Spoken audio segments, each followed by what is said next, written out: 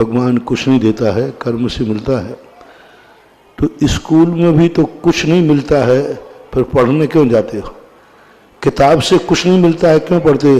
पेट तो रोटी से भरता है, किताब से? रोटी से भरता है ना, तो फिर किताब क्यों पढ़ रहे हो?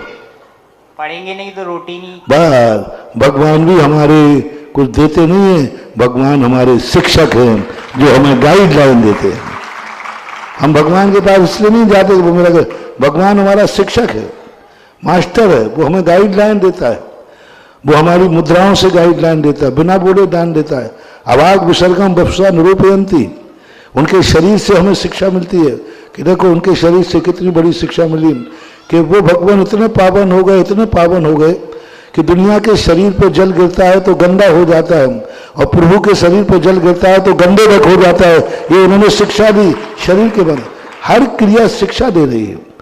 हमारे यहाँ ये जो मंदिर है ये विद्यालय है, ये कोई करता धरता नहीं है, विद्यालय, यहाँ से सीखा जाता है, पहली बात। तो दूसरी बात है, भगवान को नहीं मानता ना, उसके समय जब वो बहुत समस्या में उलझ गया हो, कोई अच्छे कोई एग्जाम को फाइट कर रहा हो, उस समय उससे कह दिया जाए एक नारियल चढ़ा जाए, बेड़ा पार हो जाएगा, वो बिना सोचे बेचारे नारियल लेके आ जाएगा। यानी व्यक्ति भगवान को तो मानने को तैयार है, मान रहा है, लेकिन उसकी समस्याओं का समाधान करे तो। दूसरी बात है, भगवान किसी से कुछ करता धरता नहीं है, न वो सुखी करता है न वो दुखी करता है। वो मात्र तुम्हारे लिए गाइड कर रहा है कि ये कर्म करोगे। Also milestone also signboard, गुरु और भगवान जो होते हैं एक माइल्ड स्टोन होते हैं, जैसे कि मील का पत्थर है, ना वो सड़क है जिस पे तुम चल जाओ, ना वो गाड़ी है जिसमें तुम बैठ जाओ, ना वो ड्राइवर है कि तुम्हारी जिंदगी चला दे। वो तो एक आप जो माइल्ड स्टोन है जो ये बता रहा है इधर जाओगे तो यहां पहुंचोगे, इधर जाओगे तो यहां पहुंचोगे। इसका नाम है भगवान, जो हमें गाइड देता है। आल्सो माइल्ड स्टोन, इससे ज्यादा है ही नहीं, वो मील का पत्थर है, गुरु मील के पत्थर है जो बताते यहां जाओगे तो यहां पहुंचोगे। अब बोलो, अब निर्दयता और आरोप लगाओ, मील के पत्थर को, मील का पत्थर निर्दयी है या करुणावान है? करुणावान है, करुणावान है, क्योंकि वो दिशा दे रहा है, इधर दिशा दे रहा है। तो भगवान और गुरु यही तो सबसे बड़ा भ्रामक हो गया। यदि भगवान को हम मील का पत्थर मान लेंगे तो ना हम भगवान को निर्दयी कहेंगे ना कुछ कहेंगे, उसकी गाइड के अनुसार चलो। दूसरी बात है, मान लो एक पॉइंट पर भगवान सबको कुछ करता धरता है, तो इतना निर्दयी हो गया ये तुमने तो कह दिया, लेकिन कितने लोगों को सुखी कर रहा है ये थैंक्स और कह दो। कितने लोगों को? एक मोड़ के पास एक बोर्ड लगा हुआ था, सावधान मोड़ खतरनाक है। मेरे सामने वहां से 10-25 गाड़ी निकल गई सही कुशल से, मैं भी वही था। मुझे मोड़ ने कहा, बाबा जी देखो मेरे साथ कितना अन्याय हो रहा है।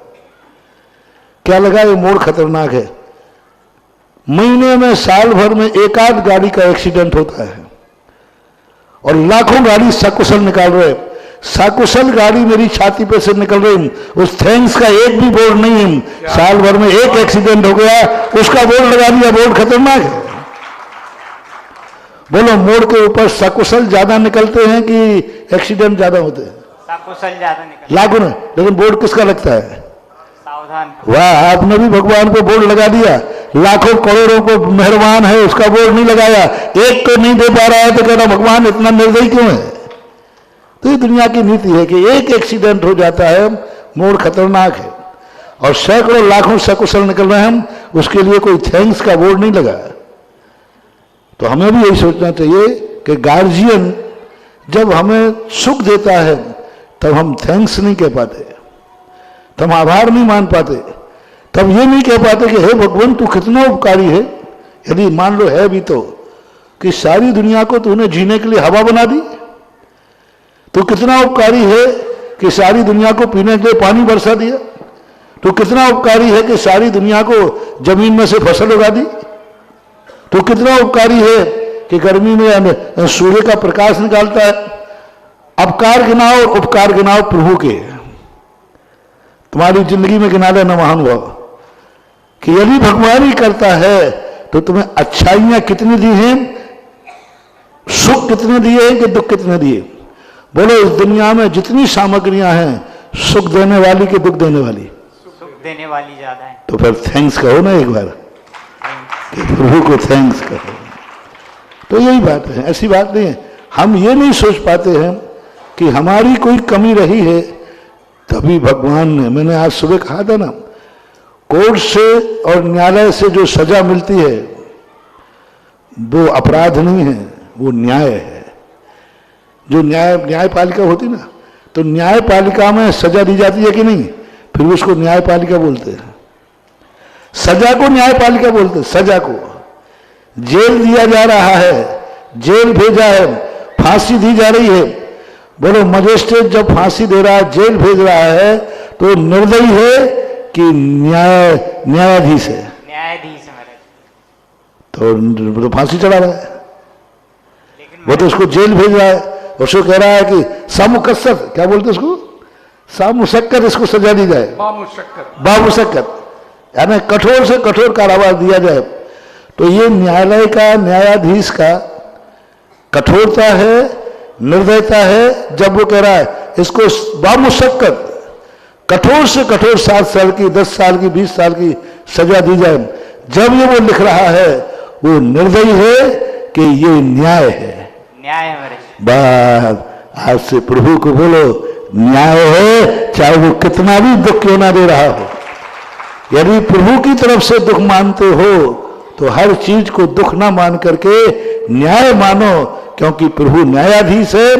वो अपराधी को दंड देगा। मैं अपराधी हूं इसलिए उसने दंड दिया है, वो निर्दयी नहीं है, वो तो न्यायाधीश है, मान्यवर माननीय न्यायाधीश है। यदि मानते हो कर्तृत्ववाद को तो दोनों तरफ समझने की देरी है, मोटिवेशन की देरी है। नमोस्तु मेरे श्री नमोस्तु। बहुत